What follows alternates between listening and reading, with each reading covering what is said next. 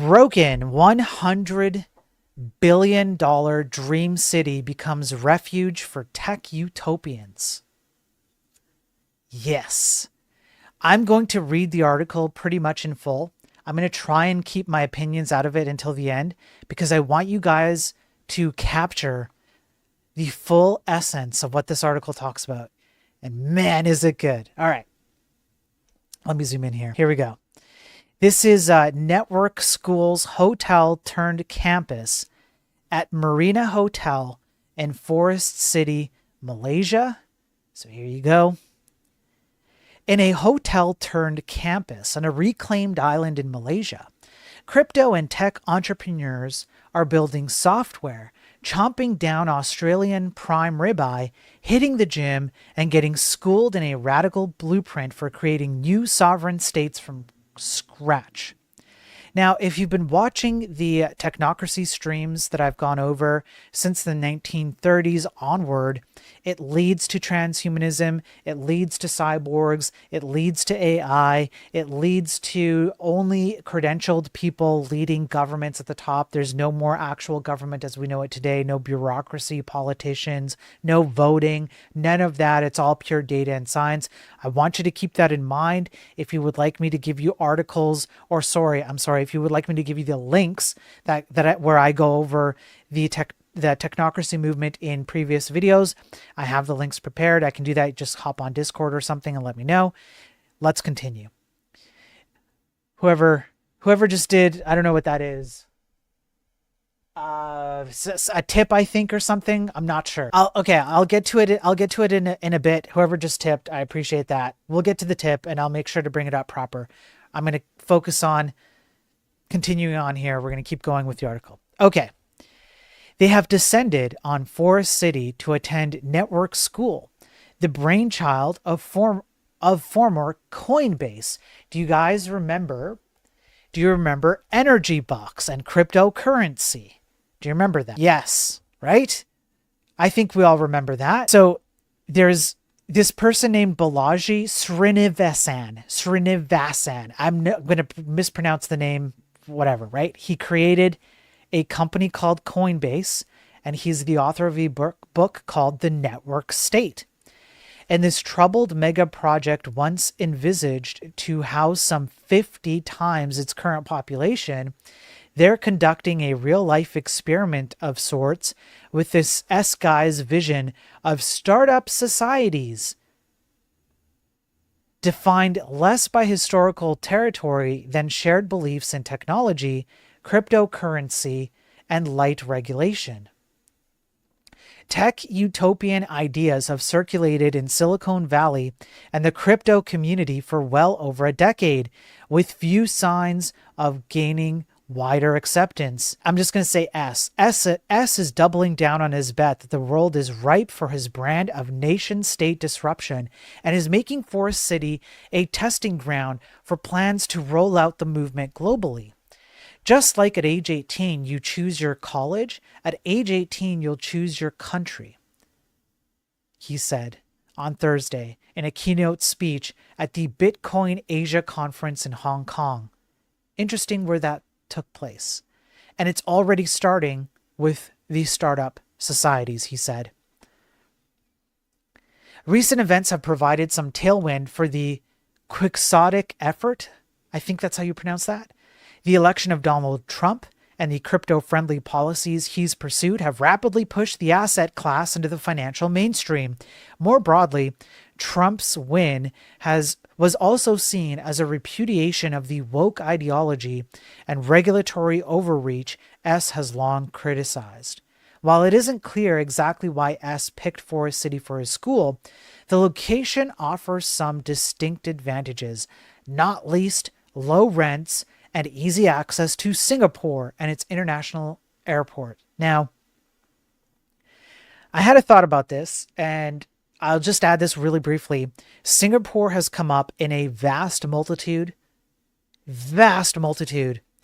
cybersecurity articles we've gone over, like tons. It's like a hotbed of funneling for cybersecurity issues. Officials seek to stave off political fallout from what's been widely derided as a white elephant have taken a raft of measures to increase its appeal, including designating it as a duty-free zone. Authorities have dangled a 0% tax rate for family offices, investment vehicles for the ultra-rich, to set up shop here. Nearly 400 students, many of them entrepreneurs, have so far made the journey to Forest City to study everything from coding to unconventional theories on statehood. They're building crypto projects, fine-tuning their physiques, and testing whether a shared ideology rather than just shared territory can bind a community. The price starts at $1,500 a month, including lodging and food, for those who opt for a shared room. Network School's curriculum blends the practical and the ideological. Mornings are spent in product sprints and coding sessions, afternoons and seminars exploring topics from the Meiji Restoration to Singapore's statecraft and the mechanics of decentralized governance. Guest lectures double as both technological deep dives and ideological sermons, according to half a dozen students interviewed by Bloomberg.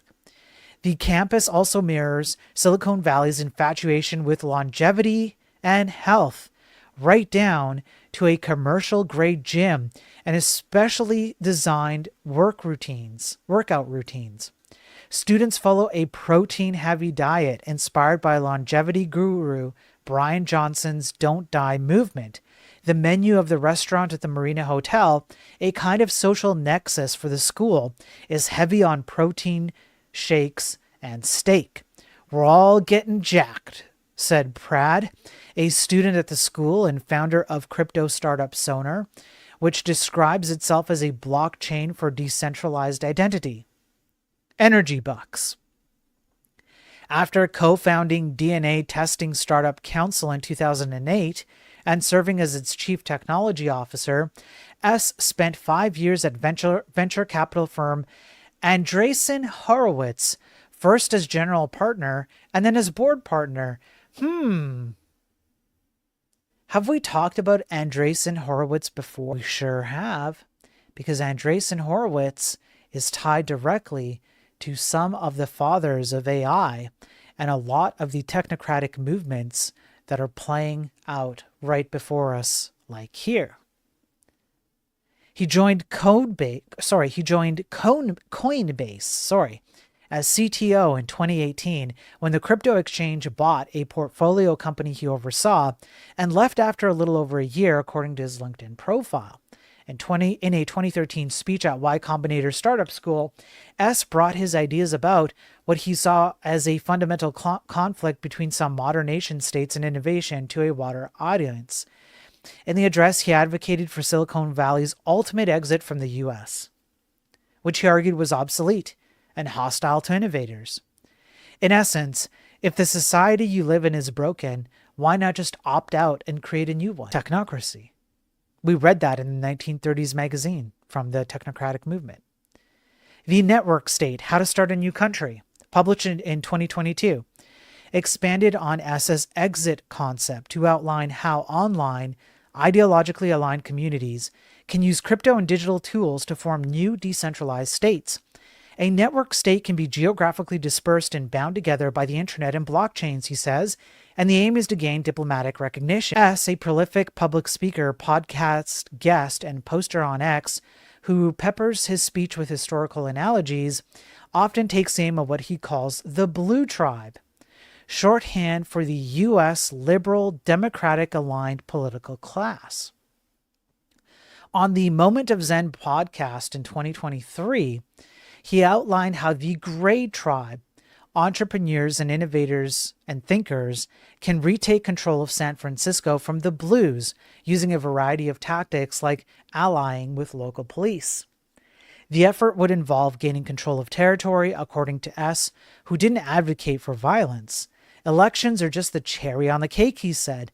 Elections are just a reflection of your total control of the streets. S, who has also criticized Trump policies, didn't respond to requests for comments. With Network School, S directed his pitch squarely at the like-minded. The more respect you have for legacy institutions and the more respect they have for you, the less suitable you'll be as an applicant, S wrote in an August 2024 blog post announcing enrollment. To Jack Schneider, director of the Center of Education Policy at the University of Massachusetts Amherst, educational projects backed by tech elites can smack of hubris. I don't doubt that there's a sincere charitable impulse for a lot of these folks, Schneider said.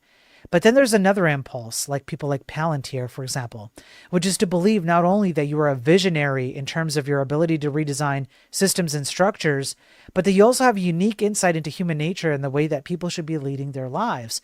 Think Palantir, think Peter Thiel, think Curtis Yarvin, think Elon Musk, think even Donald Trump to some degree. All of these people have grand delusions of, hey, we have an AI system. Look what we built. Look at the systems we built. Look at the amount of money we make. Therefore, we can redesign entire governmental structures and livelihoods. Anyway, let me continue. Elise Su, co-founder of decentralized science project called, oh, what's this? What's it called? What's this called? What did Elise here create? It's a decentralized science project called what? What is it? What's it called?